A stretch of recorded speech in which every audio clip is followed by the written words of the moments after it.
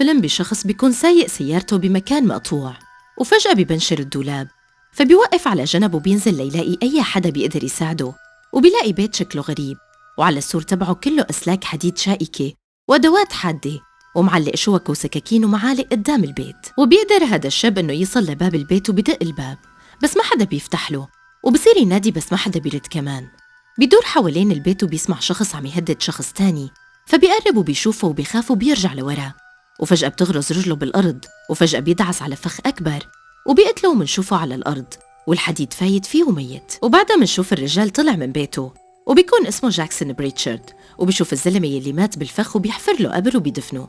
ومنشوف الضابط كورت بيستقبل المحققة فرانسيس يلي جاية لتستلم قضية فقدان ماريا زوجة جاكسون وابنها جونا، وبتروح على مكتب العمدة يلي بيورجيها ملف القضية، وبتعرف إنه أختها لماريا تريسا هي يلي قدمت البلاغ عن فقدانهم لأنه كانوا رايحين لعندها، لهيك هي أول من لاحظ الموضوع. وبيخبرها العمدة إنه راحوا قابلوا جاكسون وما كان في شي غير طبيعي غير إنه سيارة زوجته مفقودة، وبيقلها إنه بيعرفوا جاكسون من زمان وإنه كان بالمدرسة الثانوية مع كولت، وإنه هو بيكون رجال منيح بس صار مزاجه سيء حالياً.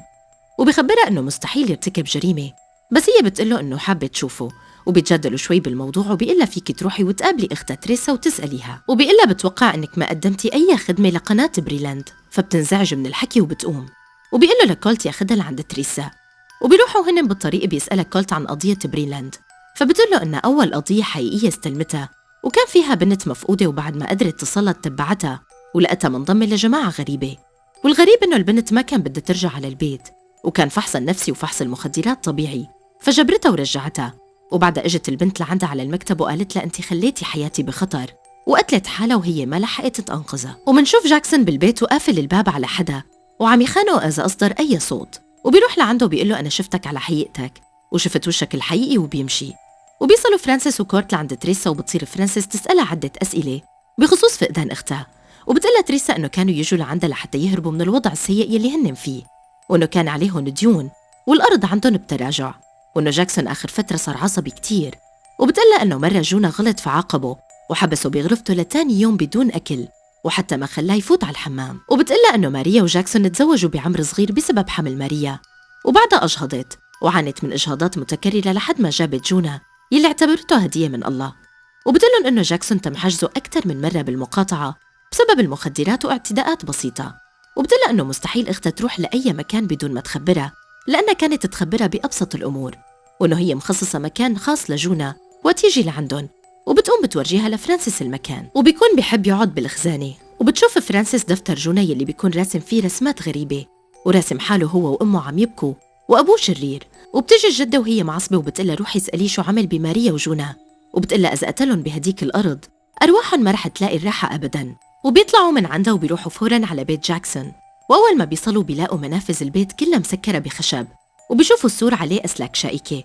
وبيقلها كولت إنه ما كان هيك الوضع لما أجوا حاكوه من 3 أيام. وبينادي كولت لجاكسون بس ما بيرد عليه.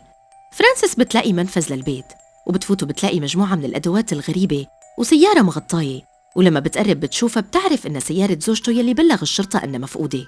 وفجأة بتلاقي جاكسون وراها ورافع عليها سلاح، وبيقلها تمشي من هون فوراً وبيطلعها لبرا. وبيجي كولت وبيحاول يحكي معه، بس فرانسيس بتقدر تضربه وتاخد منه السلاح، وبتخلي كولت يقيده، وبتقول له إنها رح تفوت تتفقد البيت.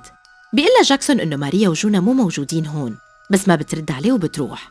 وبيخبروا لكولت إنها إذا فاتت لهونيك حيكون جونا وماريا بعداد الموتى. وبتفوت فرانسيس وبتشوف الفخ، وبتشوف حبل مربوط بسهم قدام الباب وبتقدر تتفاداه. وبتفوت لجوات البيت وبتصير تبحث، وبتنزل بالأخير على الأبو يلي بيكون مقفول بخشب. وفجأة منلاقي الجو تغير والضوء يلي معه انطفى، وبتلاقي تحت كائن غريب محبوس بقفص. جاكسون بيقول له لكولت خليها توقف وما تنزل لهونيك، وبيقدر يفك ايده بس كولت بيرجع بقيده. وبتجي فرانسيس وبتسأله شو هاد الكائن يلي تحت، وبتعتقد انه عم يعمل تجارب على المواشي، بس هو بيقلها انه هو هلأ خادم للشيطان، وانه هو يلي اخذ زوجته وابنه، وهو قدر يصطاد هذا الكائن ليكون رهينه ويقدر بحبسه لقاله انه يرجع زوجته وابنه. بس هي ما بتصدقه وبيقبضوا عليه وبيحطوه بالسيارة، وبتلاقي انه موبايله وقف بشكل كامل، وحتى كولت بيلاقوا موبايله ما عاد اشتغل. ولما بيطلعوا ليشغلوا السيارة بيلاقوها عطلت، نفس سيارة الزلمة يلي مات وشافوها على الطريق. وبتروح فرانسيس لتشوف سيارة ماريا إذا شغالة، ومنشوف الدنيا بلشت ترعد وتبرق، فبيركضوا كلهم لجوات البيت وبتنضرب رجله لكولت، وهن جوا بتقلن فرانسيس إنها شافت شي غريب وقد ضرب البرق، وبيطلع لبرا جاكسون وبيقلن هي ماريا. فبيركضوا لعندها وبتغطيها فرانسيس بجاكيتها وبتفك قيود جاكسون وبيحملها لماريا على البيت. وهي جوا بتصحى وبتسأله عن جونا وبيقلها إنه مو موجود وبتعصب عليه وبتقله كل شي بسببك وانت يلي خليتهم ياخدوه. وبتسألن فرانسيس عن شو عم يحكوا، فبيخبرها جاكسون بيلي صار.